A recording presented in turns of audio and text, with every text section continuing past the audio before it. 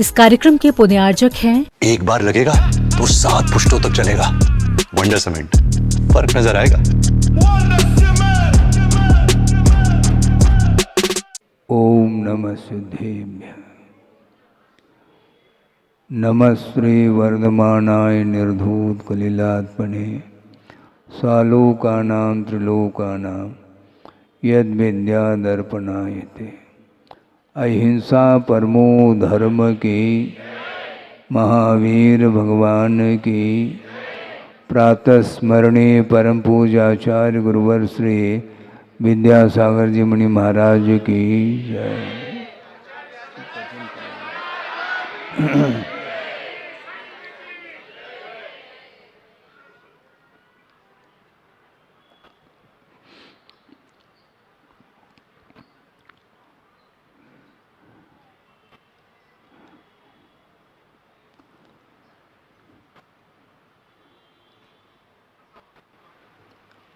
आगम ग्रंथों में,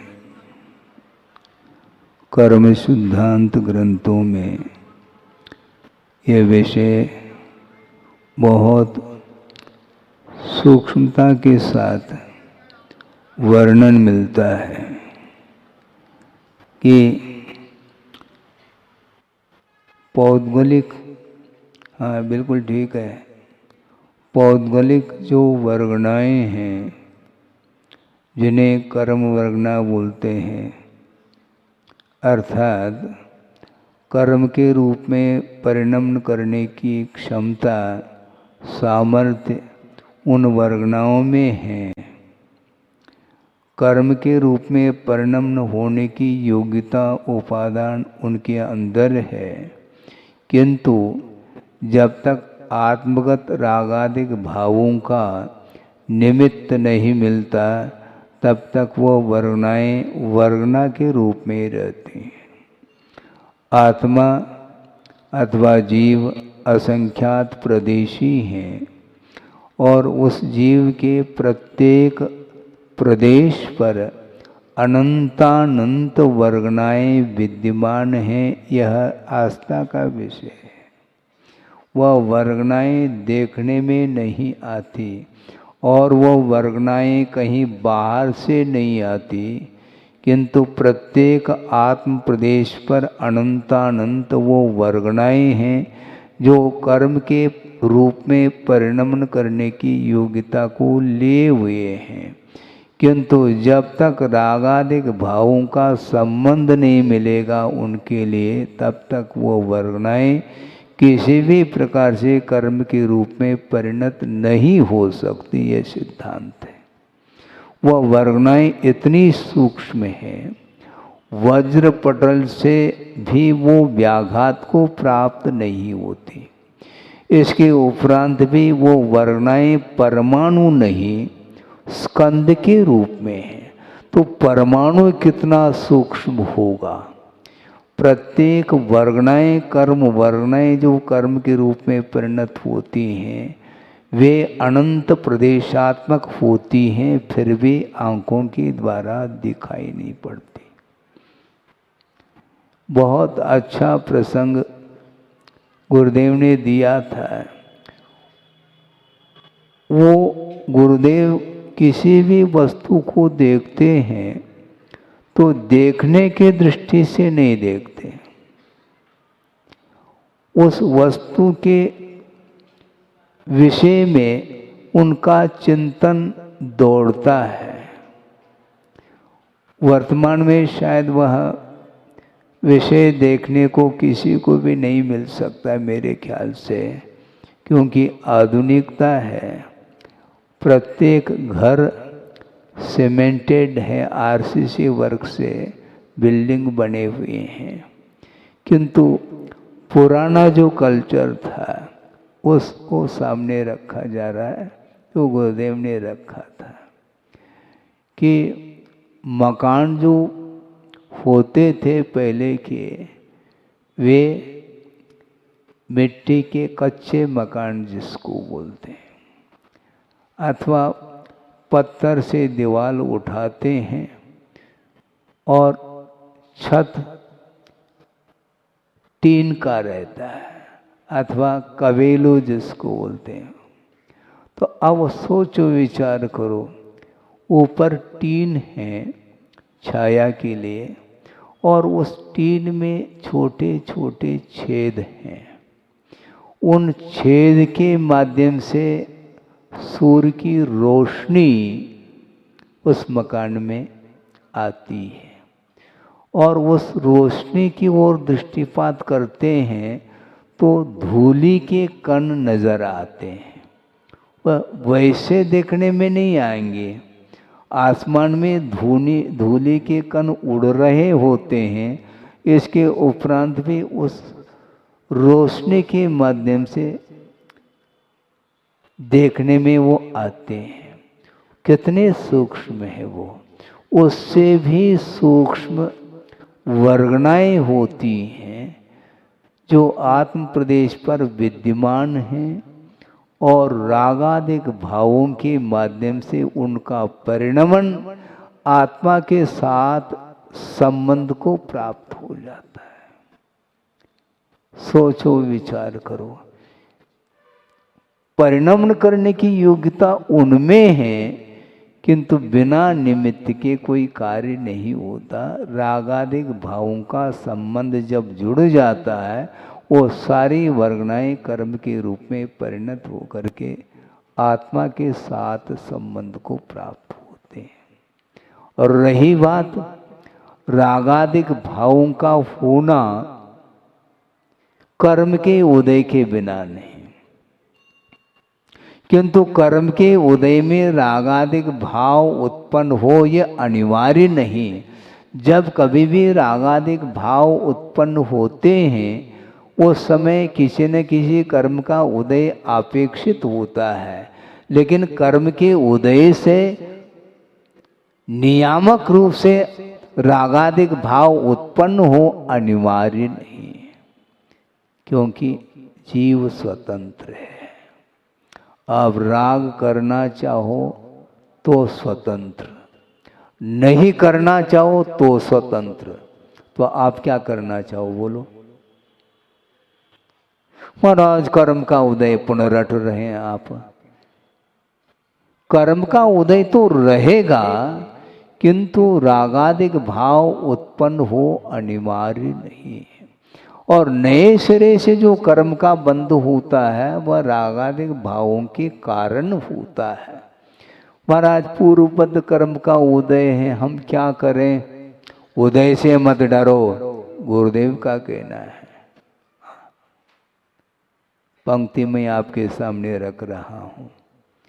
कुछ दिन पूर्व में निजानुभव शतक की पंक्ति आपके सामने रखी थी, एक और श्लोक आपके सामने रख रहा हूँ इसी प्रसंग को लेकर के कि मैंने किया विगत में कुछ पुण्य पाप, मैंने किया विगत में कुछ पुण्य पाप जो आ रहा उदय में स्वयमेव आप। मैंने किया विगत में कुछ पुण्य पाप जो आ रहा उदय में स्वयमेव आप। होगान बंद तबलों, होगान बंद तबलों जबलों न राग, चिंता नहीं उदय से बनवीत राग। हमें कर्म बंद के उदय की चिंता नहीं। आप वीतरागी बने रहेंगे तो निश्चित रूप से कर्म का आश्रव रुकेगा। कर्म का बंध तब होता है जब रागादिक भाव उत्पन्न होते हैं। इसलिए कुंद कुंद स्वामी भी यही कहना चाह रहे हैं समय सार में, रतो बंधनिकम्मम, राग ही बंध के लिए कारण है। और राग करना नहीं करना ये आपकी अधीन है, इसमें पराधीनता नहीं है। मुझे करना पड़ रहा है, कौन कह रहा है आपको? आपको कौन बाध्य कर रहा है? कोई भी कर नहीं सकता।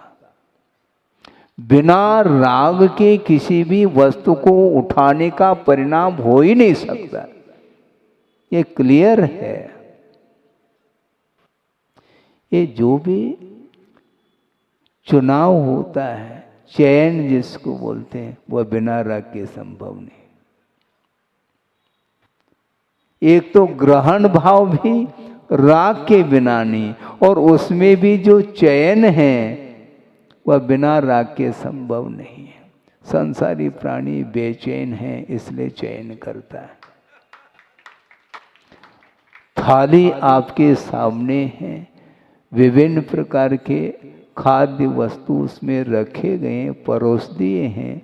उसमें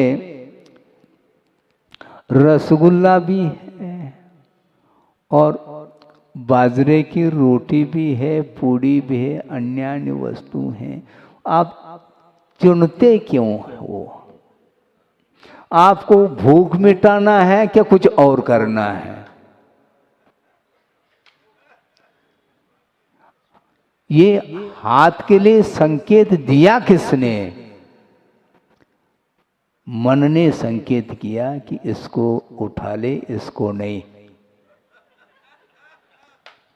बिना संकेत के कोई भी चेष्टा ही नहीं हो सकती, ये सिद्धांत है।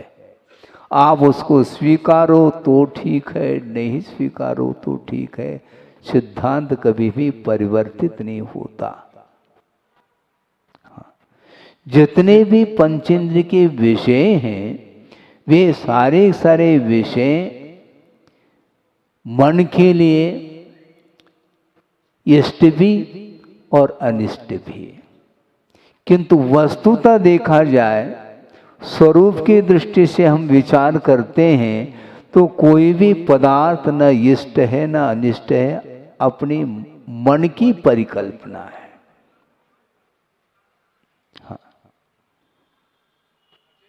हाँ हाँ बिल्कुल, हाँ हाँ सही है। कह तो रहे ना, ये जो है आप अपने मन को पूछो, मुझे बताओ नहीं। मैं बताने के लिए नहीं कह रहा हूं, आप अपने मन को पूछो कि इच्छा किसकी हो रही है, मन किसको चाह रहा है, ये आपका विषय है। क्योंकि आपके मन के अंदर जो विचार उत्पन्न हो रहे हैं वहां तक मेरी गति नहीं। आप मौन बैठे हैं किंतु विचार उत्पन्न हो रहे हैं। मेरे लिए सब परोक्ष है। आप प्रत्यक्ष ज्ञाता दृष्टा है अपने परिणामों की अपेक्षा से।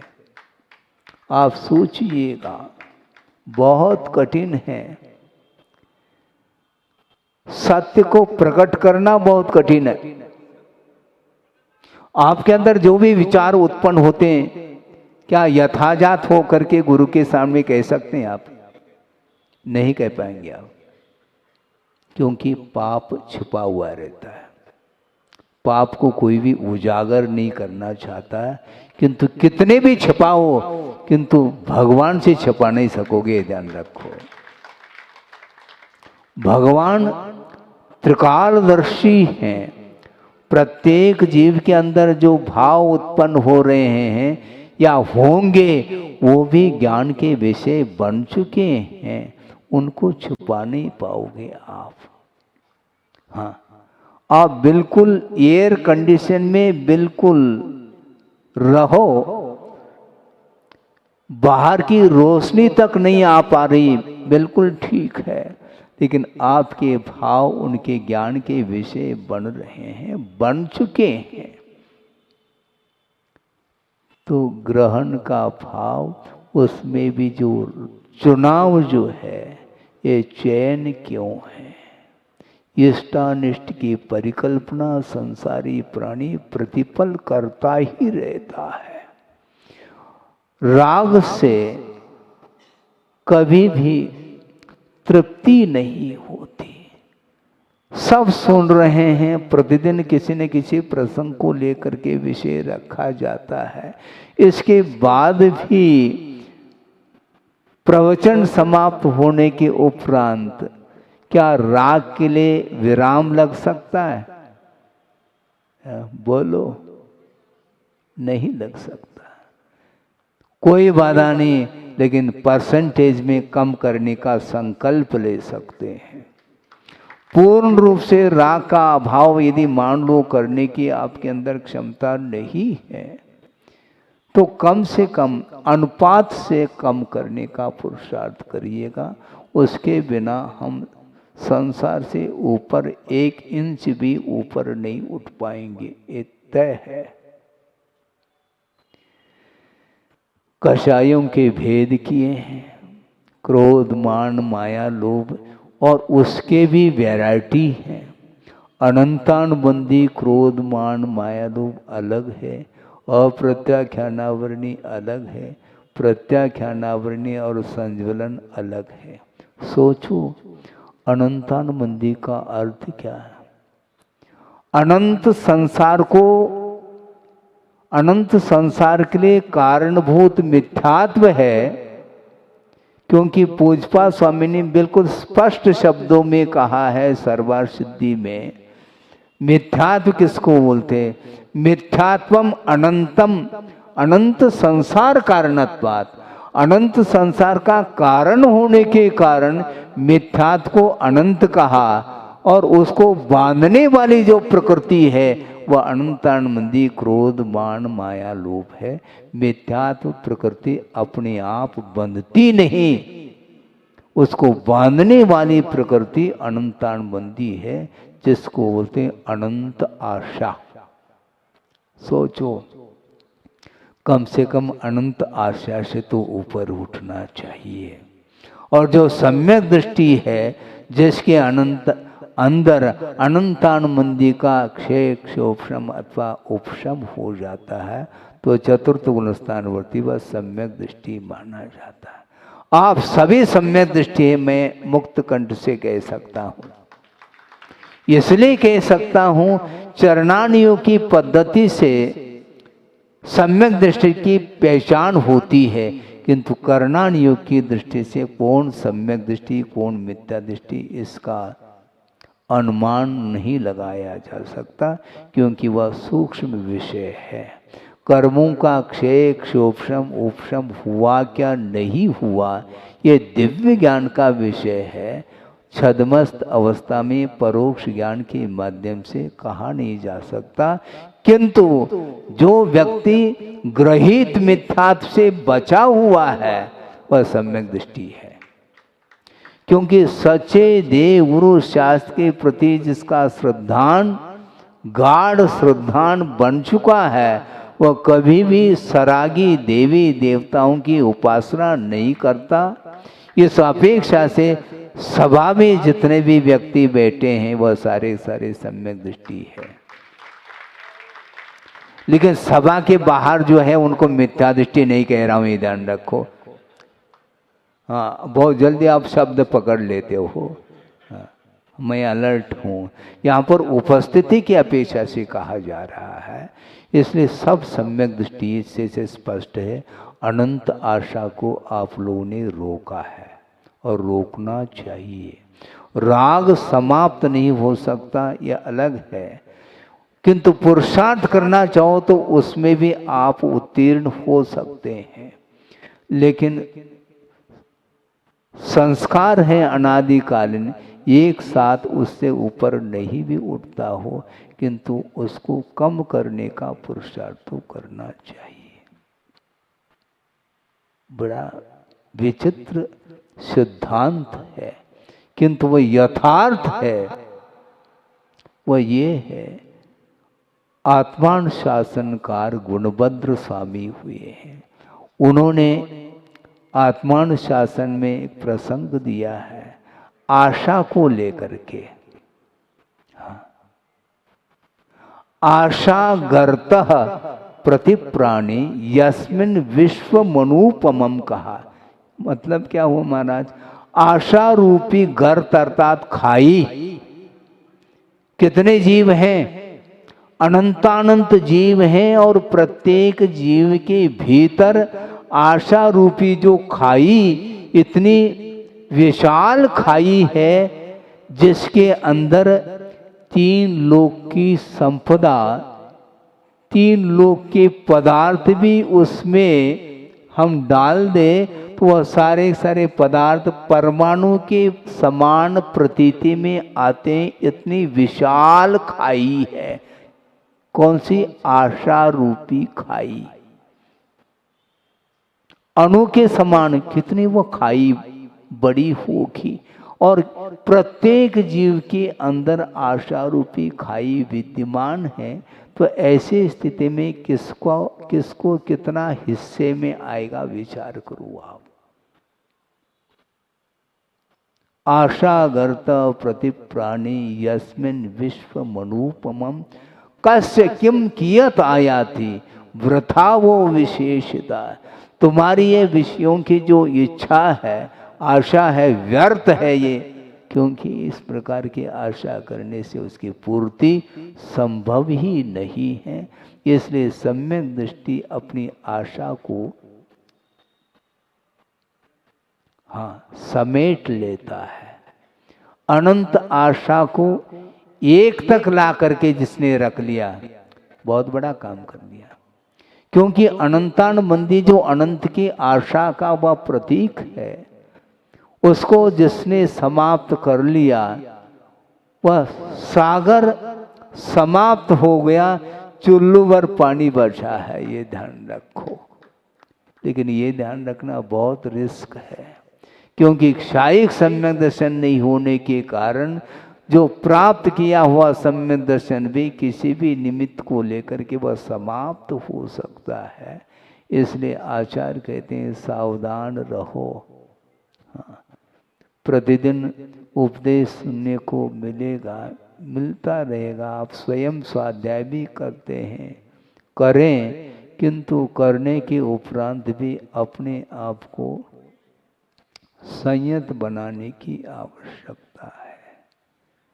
ये भूख, इसकी तृष्णा, आशा अनंतात्मक है, उसको आप समेट लीजिए। कितना कठिन होता है। रात दिन संसारी प्राणी डूबा है, उसका दिमाग काम नहीं कर रहा है। इधर सुनते चले जाते हैं और पुनः वही कार्य करते हैं। तो उस समय कुछ समझ में आता है कि नहीं? उस समय प्रवचन की कोई पंक्ति काम में आती है? नहीं आती। फिर कब आएगी वो? जिनवानी है, प्रभु हैं, जिन बिंब दर्शन करते हैं और उनके चरणों में जाते ही परिणामों में उज्ज्वलता आती है, किंतु क्षण भर में वह उज्ज्वलता क्यों समाप्त होती है? तो आचार्य कहते हैं कारण सदृशम कार्यम। क्योंकि बाहर के परिसर में जो निमित्त, आप जिस निमित्तों के बीच में जाते हैं तो उसका प्रभाव पड़ता है। उन निमित्तों से बचने का पुरुषार्थ करिएगा। अनंत काल से यही करता आया है, अभी भी इच्छा की पूर्ति नहीं हो पा रही है। तो वह आशा को समाप्त करने के लिए अपने को निरंतर वही करना पड़ेगा। एक ऐसा काल है, पंचम काल है, कि वह अवसर्पिणी है। हीमान, परिणामों में उत्थान नहीं होता, परिणाम वृद्धिंगत नहीं होते, उसमें हीमानता आती है। वर्धमान होना चाहिए। वर्धमान स्वामी की उपासना करो तो परिणाम आपके उज्ज्वल निरंतर होते रहेंगे। कहा तो जाएगा। केवल मैं कहने के लिए बैठा हूँ, करने के लिए नहीं। करना आपको ही है। आपके अंदर जो भाव उत्पन्न हो रहे हैं उसका ज्ञाता मैं नहीं हूँ। इसलिए आपको समझना है। यथाजात होना खेल नहीं है बंधु। सभा में मान लो छोटा सा बालक है, वो कहता है जैसे भाव है वैसे ही बोलता है, माँ मुझे भूख लग रही है। हाँ बेटा समझाती हो। लेकिन मान लो कोई बड़ा व्यक्ति उसको भूख लगी है तो वो नहीं कहता मुख से मुझे भूख लगी है, किसी भी निमित्त को लेकर के सभा में से उठ करके चला जाएगा और खा पी करके पुनः आ जाएगा। क्यों ऐसा क्यों? क्योंकि सभ्यता। एक और बात आ गई, लोग क्या कहेंगे, को का कहे। ये एक ब्रह्मचारी थे, नाम से कोई प्रयोजन नहीं, बहुत वृद्ध थे, उनका अवसान हो गया, कुंडलपुर में रहते थे और गुरुदेव के सामने उन्होंने एक प्रसंग के अनुरूप कहा था कि महाराज आगम में तो 25 कषायों का वर्णन आता है, किंतु ये 26वीं कषाय है को का कहे। कौन क्या कहेगा, यह जो है ना शल्य बना रहता है, इसलिए वह बालक के समान किसी के सामने अपने भाव को रखता नहीं। वो बहुत चतुर है, वो उसकी चतुराई को का कहे, इसलिए धीरे से वह किसी भी निमित्त को लेकर के बहाना बना करके चला जाता है और अपना काम करके आ जाता है। ये उसकी कुशलता है। ये कौन सी कुशलता है? क्योंकि दिमाग है उसके पास और छोटे बच्चे के पास कोई दिमाग नहीं, सहजता से बोल लेता। इसी को बोलते हैं सरलता। सरलता होनी चाहिए, कुटिलता ठीक नहीं। और कुटिलता के माध्यम से जो कार्य करके आ जाता है तो उसके अंदर जो भाव है वो किसी को ज्ञात नहीं, किंतु खुद को तो ज्ञात है और भगवान को छुपा नहीं पाओगे। मन पर ज्ञानी आपके विचारों को पकड़ सकते हैं, किंतु वह पकड़ते नहीं, क्योंकि इसमें क्या सार है? क्योंकि संसार का स्वरूप है, पूरा का पूरा संसार राग से आकर्षित है, उसको कहा जा सकता है। इसके उपरांत भी स्वयं की यदि रुचि है तो वह मोक्ष मार्ग की ओर बढ़ सकता है। अपने भावों को उज्जवल बनाए बिना कर्म बंध से हम बच नहीं पाएंगे। इसलिए मूल में मैं ये कह रहा था, वो सारी सूक्ष्म वर्गनाएं जो कर्म के रूप में परिणत होती हैं, उसमें जब तक रागादिक भावों का निमित्त उन्हें नहीं मिलेगा तब तक वो वर्गनाएं कभी भी कर्म के रूप में परिणत होकर के आत्मा के साथ उनका संबंध नहीं हो सकता। इसलिए आप राग करना चाहो तो कर्म बंद होगा, नहीं करना चाहो तो कभी भी कर्म बंद नहीं हो सकता। इसलिए गुरुदेव का ये कहना है, हमें कर्म के उदय की चिंता नहीं, क्योंकि बंधा हुआ जो कर्म है वह द्रव्य क्षेत्र कालादि के निमित्त को लेकर के वो उदय को प्राप्त होगा, किंतु बंध जो होगा उसमें आपकी स्वतंत्रता है। कर्म का उदय होने के उपरांत हम कुछ भी उसमें कोई रद्दोबदल नहीं कर सकते। कर्म उदय आने के पूर्व में तो हम परिवर्तित कर सकते हैं कर्म को, किंतु उदय में आने के उपरांत उसमें कोई भी परिवर्तन संभव नहीं है। जिस अनुभव को लेकर के कर्म का आश्रय हुआ है, उसी अनुभव को लेकर के यदि उदय में आया है तो उसमें भगवान भी कुछ नहीं कर पाएंगे। हाँ, बहुत कठिन काम है। इसलिए भावों को संभालने का पुरुषार्थ करिएगा। विशुद्धि के माध्यम से दो लाभ है। एक तो लाभ ये है कि विशुद्धि के माध्यम से जो कुछ भी नया जो कर्म का आश्रय हो रहा है उसमें अप्रशस्त प्रकृतियों में स्थिति और अनुभाग कम पड़ता है और प्रशस्त प्रकृतियों में अनुभाग अधिक पड़ता है। ये सिद्धांत है। अनुभाग का अर्थ भी साथ साथ हम समझ लें, फलदान देने की जो शक्ति विशेष है उसका नाम अनुभाग है। कर्मों में शक्ति पड़ी है, किसके द्वारा? रागादिक भावों के द्वारा ही उसमें शक्ति आई है। अपने आप में उसके अंदर शक्ति नहीं है, किंतु परिणमन करने की योग्यता उसके अंदर होते हुए भी रागादिक परिणाम जितने तीव्रता को लेकर के होते हैं उतने ही उस कर्मों में फलदान देने की शक्ति, जिसको पोटेंसी बोलते हैं, वो आती है। और स्थिति भी विशिष्ट स्थिति को लेकर के उसका बंध होता है।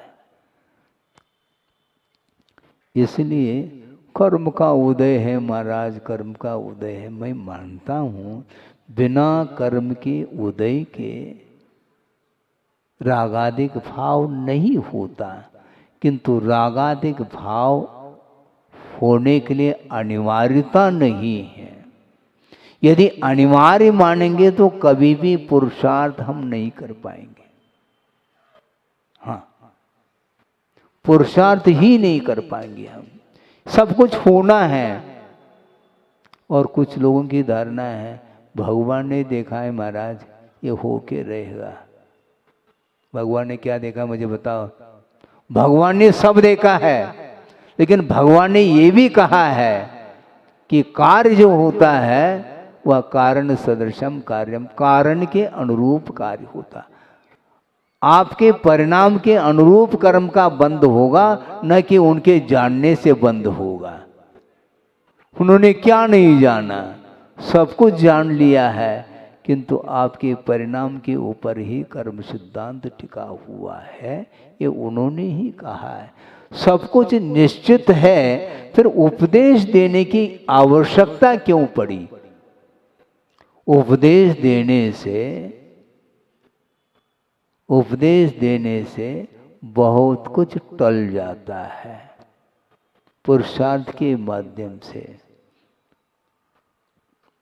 हमें पूछना चाहते हैं, गाड़ी आप चलाते हैं, कार आप चलाते हैं और फुल स्पीड से कार चल रही है आपके द्वारा, एक्सीडेंट हो गया। भगवान ने देखा था इसलिए हो गया। सुन रहे क्या? नहीं, नींद तो नहीं आ रही। भगवान ने देखा इसलिए एक्सीडेंट हो गया क्या? नहीं। यदि भगवान ने देखा है इसलिए एक्सीडेंट हुआ है तो बिना ब्रेक की गाड़ी खरीदो। ब्रेक की क्या आवश्यकता है? ब्रेक लगाने की क्या आवश्यकता है? एक्सीडेंट होना था, हो गया, क्योंकि भगवान ने देखा था। हमारा इसमें कोई अपराध नहीं, हमारा कोई दोष है ही नहीं। गलत बात है? ये न्याय नहीं है, अन्याय माना जाएगा। किसी ने चोरी कर ली और पुलिस ने पकड़ ली इसको, और क्या बोल रहा है वो? कर्म के उदय में चोरी हुई है। भगवान ने देखा था इसलिए चोरी हो गई, तो भगवान ने ये भी तो देखा था, पुलिस कहता है पकड़ इसे। हैं? इसमें क्यों नहीं? ये न्याय सर्वत्र होना चाहिए ना। भगवान ने देखा है इसलिए हुआ है, तो अपराध कोई वस्तु ही नहीं। कौन अपराधी है, कौन निरपराध है, इसके बारे में क्या है, व्यवस्था क्या है? ऐसा नहीं, स्वयं ही करता है, किंतु इस प्रकार धारणा बनाता चला जाता है। उसकी धारणा बनती चली जाती, ये ठीक नहीं है। इस प्रकार कहोगे तो भगवान की वाणी को भी असत्य ठहरने के लिए खड़ा हो सकता है व्यक्ति। ये कैसे महाराज? मान लो हाथ में मुट्ठी में चने हैं, भगवान को पूछ लो, भगवान इसकी अगली पर्याय कौन सी है? भगवान को पूछ रहा है। भगवान बहुत सावधानी, ये ध्यान रखो, वो उत्तर नहीं देंगे। क्यों? वो उत्तर देंगे ठीक उसका विपरीत आप कार्य कर लोगे, ये भी वो जान रहे हैं। इस चने की अगली पर्याय कौन सी है? भगवान वो मान लो कह देते हैं ये अगली पर्याय इसकी अंकुरित होने की है, तो उसने पीस डाला तो भगवान की वाणी असत्य हो गई। तो ऐसे थोड़ी, बल्कि उन चनों में अनंत योग्यता है, जैसे आप उसके लिए कारण उपस्थित करेंगे उसी के अनुरूप उसका परिणमन होना है। परिणमन स्वतंत्र है किंतु निमित्त के ऊपर निर्धारित है कि नहीं? बिना निमित्त के कोई कार्य नहीं होता है। एक प्रसंग आपके सामने रख करके विषय को पूर्ण कर रहा हूँ। 9:25 हो गए हैं, 5-1 मिनट का समय है। मुक्तागिरी की बात है। वैसे मुक्तागिरी में 2-3 चातुर्मास हुए हैं गुरुदेव के। उस समय एक विद्वान आए उनके पास और उन्होंने अपनी जिज्ञासा रखी कि महाराज आपकी धारणा क्या है, किस विषय में? निमित्त के विषय में। तो गुरुदेव ने कहा मैं अपनी धारणा बाद में बताऊं, तुम अपनी धारणा बना लो, बताओ। महाराज निमित्त कुछ नहीं कर सकता। तो गुरुदेव ने कोई उत्तर नहीं दिया। क्यों महाराज, उत्तर क्यों नहीं दे रहे हैं? मैं आपके प्रश्न का उत्तर दे सकता हूं, आप क्यों नहीं दे सकते महाराज? यही तो निमित्त है। तुम निमित्त को स्वीकार भी नहीं करना चाहो और प्रश्न भी करते चले जा रहे हैं और उत्तर चाह रहे हैं आप।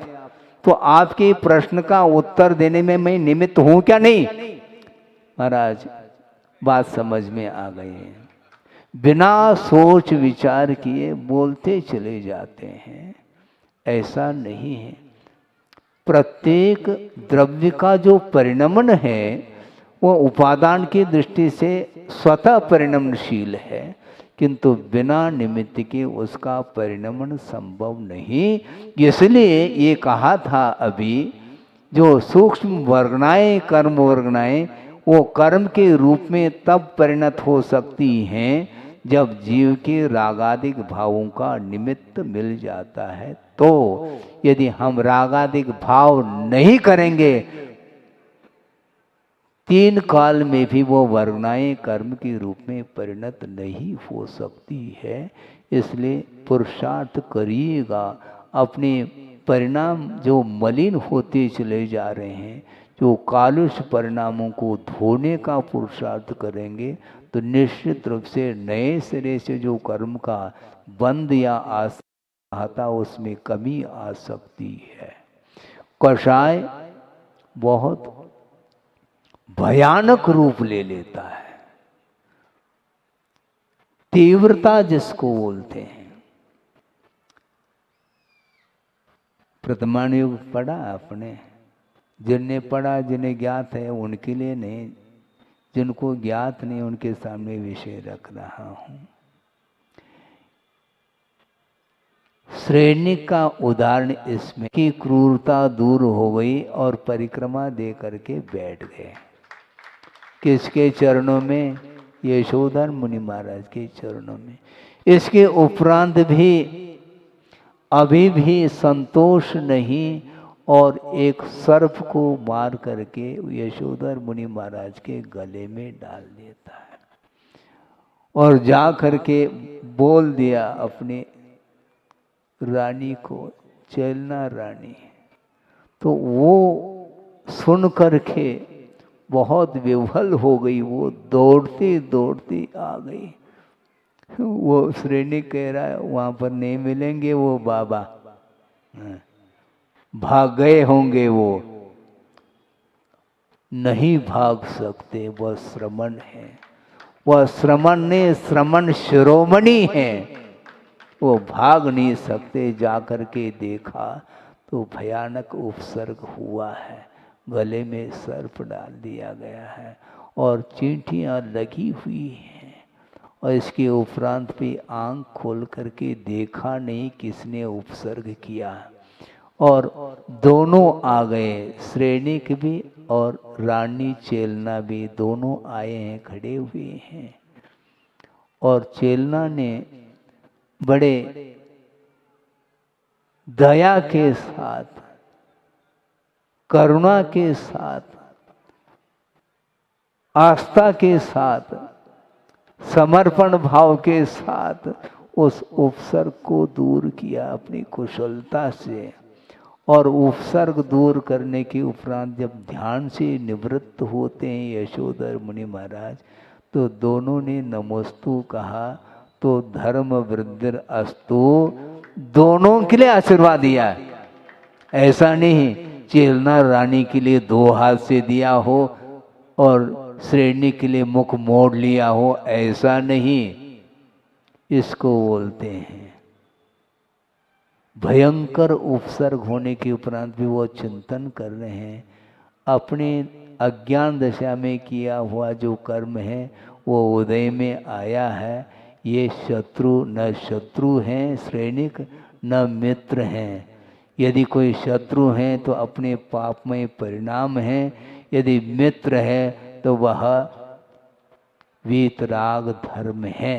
इस प्रकार वो उनका चिंतन चल रहा है। शुद्धोपयोगी तो यशोधर मुनि महाराज और शुभोपयोगिनी रानी चेलना और अशुभोपयोगी सैनिक ठहरा।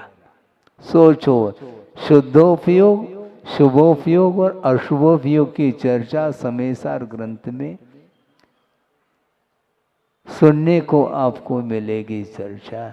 ये संक्षेप में आपके सामने विषय रखा है। सोचो, विचार करो।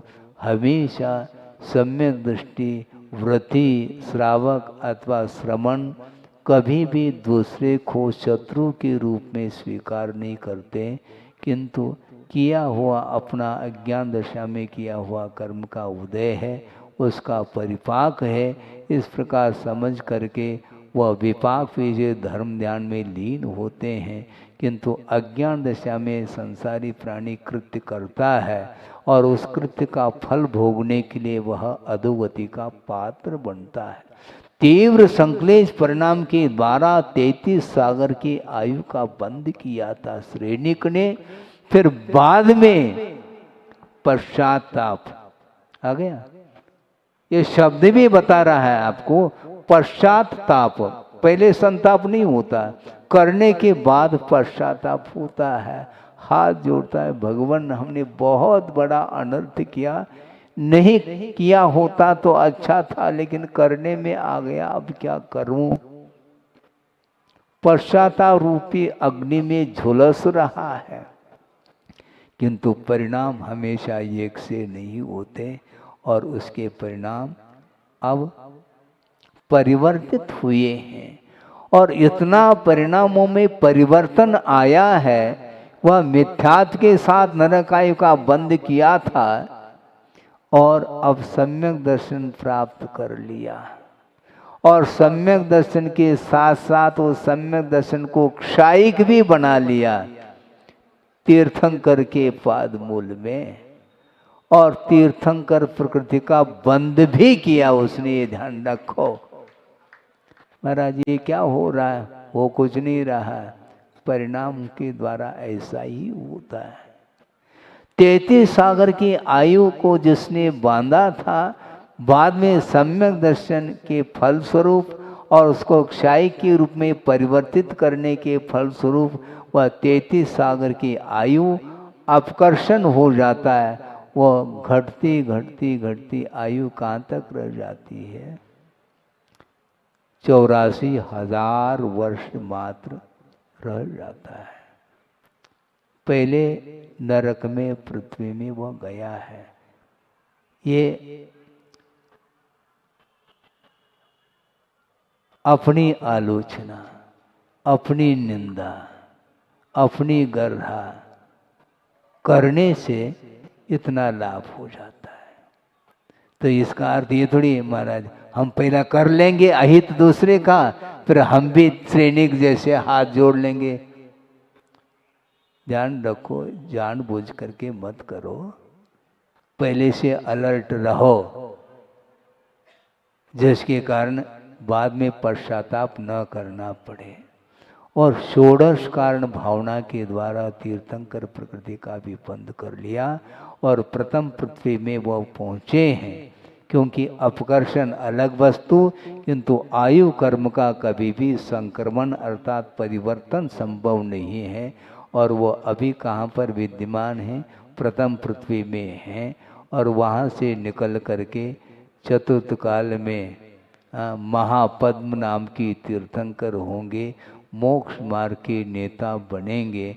वस्तुतः संसारी प्राणी का पतन अज्ञान के कारण होता है और उत्थान जो होता है वह सम्यक ज्ञान के कारण हो सकता है, होता है।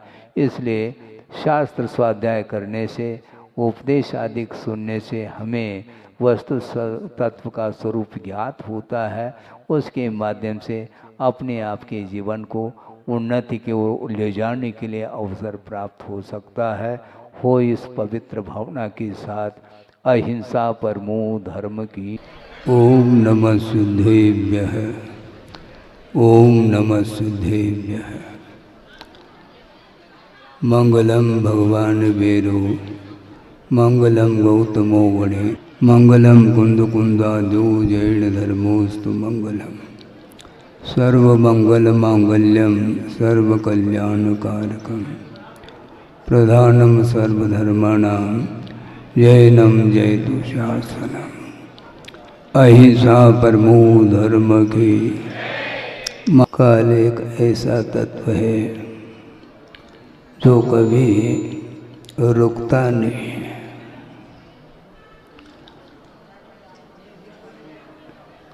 गत वर्ष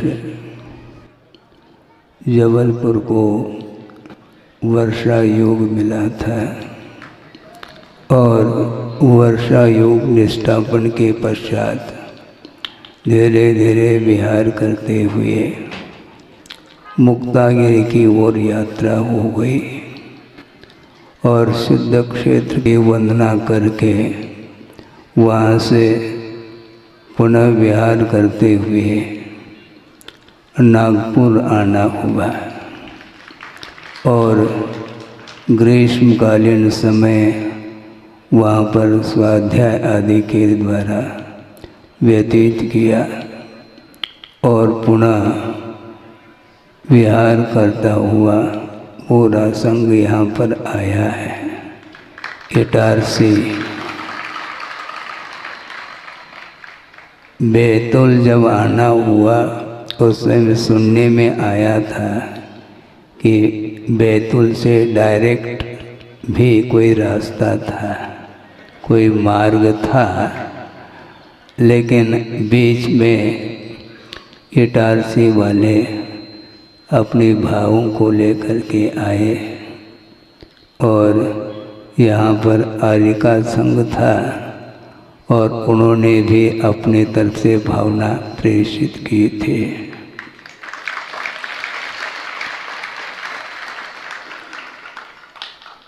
और उसी भावना को सुनते हुए इटारसी आए हैं। और क्या बोलना, प्रारंभ यहाँ से किया था कि काल द्रव्य ऐसा एक द्रव्य है वह कभी रुकता नहीं है। चातुर्मास स्थापित हो जाता है, निष्ठापन भी होता है, लेकिन ये ध्यान रखें 4 मास जो व्यतीत होते हैं वे अपने जीवन में भी वो ऐसा नहीं समझना कि चातुर्मास निष्ठापन हो गया इसलिए अपना जो जीवन 4 महीने व्यतीत नहीं हुए हों, साथ साथ सब चलता रहता है।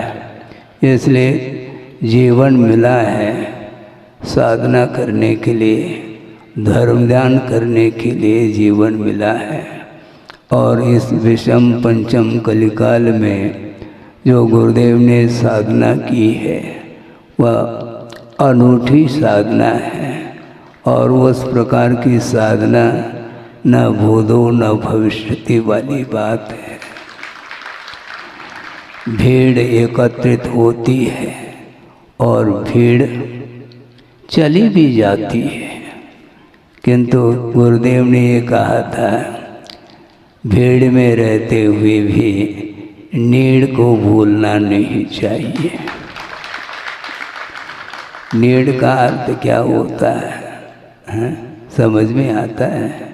पक्षी नीड़ में चली जाती है, उसी प्रकार भीड़ देखने में आता है, किंतु उस भीड़ के साथ चलते हुए भी अपने नीड़ को नहीं भूलने का अर्थ है अपने आत्म तत्व को कभी भी भूलना नहीं चाहिए। क्योंकि साधना करने के लिए पर्याय मिली है, जीवन मिला है, और अतीत में पुरुषार्थ के माध्यम से अनंतों बार इस मनुष्य जीवन को प्राप्त कर लिया है। आगम के आधार से सोचते हैं तो बड़ा विस्मय का अनुभव होता है कि अनंत तीर्थंकर इसी धरती से निकल गए और उस समय भी अपन थे और अभी भी यहीं पर घूम रहे हैं। मैंने कई बार प्रवचन के प्रसंग में कहा था, अभी भी पुनः रिपीट कर रहा हूँ कि परिभ्रमण अलग वस्तु है और यात्रा अलग वस्तु है। यात्रा अलग है, एक बार यात्रा होती है फिर वह लौटना नहीं होता है। और आप लोग कई बार आ जाते हैं भोपाल से, पुनः भोपाल रिटर्न पहुंच जाते हैं, इसलिए आप लोगों की यह यात्रा नहीं मानी जाती, किंतु यह परिभ्रमण माना जाता है। और संसार में हमेशा परिभ्रमण करता हुआ आया है संसारी प्राणी, के समय रुकता नहीं है, पहले ही कह चुका हूँ। इसलिए गुरुदेव कई बार मन में भाव आता है, स्वाभाविक है। कई लोग कह भी देते हैं कि महाराज अब क्या करें। काफ़ी समय तक गुरुदेव का सानिध्य मिला, अब वो चले गए हैं हम लोगों के बीच से, अब क्या होगा। तो मैं मानना चाहता हूँ और आगम के दृष्टि से इस प्रकार विचार आना चाहिए कि शरीर की अपेक्षा से वियोग होता है और शरीर के अपेक्षा से संयोग होता है। एक क्षेत्रगत दूरी होती चली जाती है, किंतु मेरा पूरा विश्वास है प्रत्येक व्यक्ति जो गुरुदेव के भक्त माना जाता है, उस प्रत्येक व्यक्ति के भीतर उनके हृदय में गुरुदेव विराजमान हैं। तो ऐसी स्थिति में भावों की विवक्षा से देखते हैं, सोचते हैं, तो गुरुदेव अभी भी विद्यमान हैं हृदय में, क्योंकि प्रतिपल उनका नामस्मरण किया जाता है। उनकी आराधना प्रत्यक्ष में भी होती थी और परोक्ष में भी प्रति समय प्रतिपल उनकी आराधना, उनकी उपासना हम कर रहे हैं। इसलिए शेष जीवन हमारा उनकी उपासना करते हुए व्यतीत हो जाए तो निश्चित रूप से यह परिभ्रमण समाप्त हो सकता है और यात्रा पूरी हो सकती है। यात्रा पूर्ण कब होगी? जब मोक्ष प्राप्त हो जाता है, मंजिल मिल जाती है, उस समय यात्रा पूर्ण होती है। तब तक हमें साधना करने की आवश्यकता है। किसी सज्जन ने गुरुदेव के सामने ये भाव रखा कि महाराज आप साधना की बात करते हैं हर पल, किंतु साधना की भी कोई सीमा होती है क्या? तो उन्होंने बहुत अच्छा उत्तर दिया है, यदि कोई साधना की सीमा है तो जब तक साध्य की उपलब्धि न हो तब तक साधना करते रहो, यही साधना की सीमा मानी जाती है। इसलिए हम और आपके लिए यह जीवन मिला है, यह स्वर्णिम अवसर है।